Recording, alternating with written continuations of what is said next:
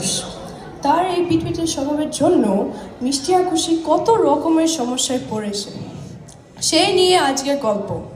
আসুন আমাদের ছোট্ট বন্ধুদের পারফর্ম করা এক মজার নাটকটি দেখি।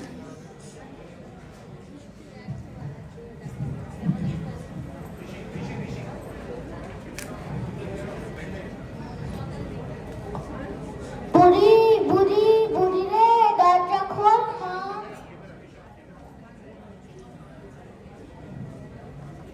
আরে, এ তো দেখছি এক সাধু সন্ন্যাসী গেরুয়া কাপড় পরা। এই তুমি কে গো? এই তুই কে রে? আমার বুড়ি কই বুড়ি? মানে এখানে তো কেউ বুড়ি বলে থাকে না।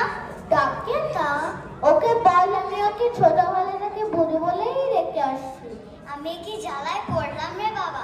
আমি বললাম এক আর শুনলে আর এক, কানে কালা নাকি? সর দেখি ঝুঁকি ঝুঁকি, আরে সর না, সর দেখি ঝুঁকি। আরে, আমাদের এখানে কেউ বুড়ি বলে থাকে না, আর আমরা কোনো অজানা জানা মানুষকে ঢুকতেও দিই না। তুমি কে গো, শুধু ঢুকি ঢুকি করছো? কি পিসেমশাই তুমি? এই এই তো বুড়ি, কোথায় ছিলি মা?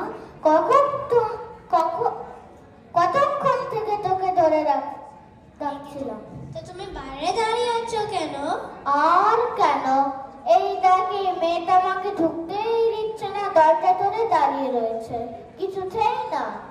ওমা, কি আমরা তো কোনো অজানা অচেনা মানুষকে তো ঢুকতে দিই না।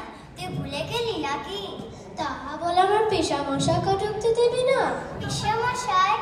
ও, সেই গোপালপুরে? হ্যাঁ রে হ্যাঁ, সর চলো ভেতরে পিসামশাই, চলো। চল বুড়ি।